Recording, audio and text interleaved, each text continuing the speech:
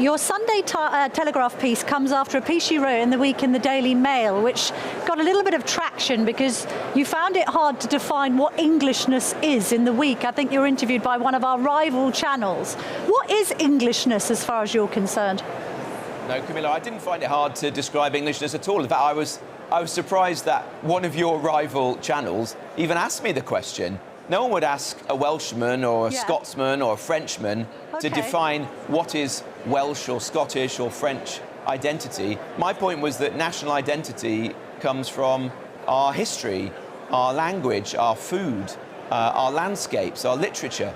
And I think we can all point to things that we love about this country. What I think what I was trying to say in that article was that far too often do English politicians talk about English identity.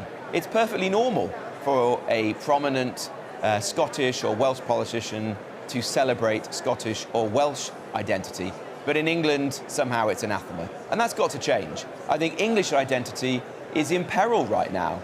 And that's partly because our kids are not being taught it in our schools. It's that institutions, like our museums and the guardians of our culture, are too quick to denigrate it. And it's also because mass migration, particularly focused on England and English cities, is making it too difficult to integrate people into our identity. And I want to change that. I want to start a national conversation about how we celebrate and we protect English identity and we hand it on to our own children and grandchildren. When's the last time you visited the National Portrait Gallery?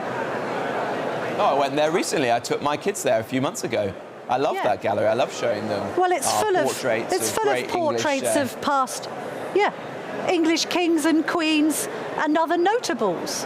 So, I mean, the arts does celebrate Britishness and Englishness, doesn't it? No, well, actually, I think that there's a real problem in this country that a lot of people, whether it's in politics, in the media, in our cultural institutions, do not want to talk about English identity in particular. In fact, they frown at that sometimes. And they think that, you know, the flag of St. George is associated with the far right. Well, I want to reclaim those things. I want it to be perfectly normal for an English politician to be talking about our own national identity. I think that's really important. Or else, the real danger in our politics, Camilla, is that we leave those things to the far right. And that's wrong. It should be a mainstream view that we can talk about our own identity, which is so important to us as a country. We should be handing it on to the next generation intact.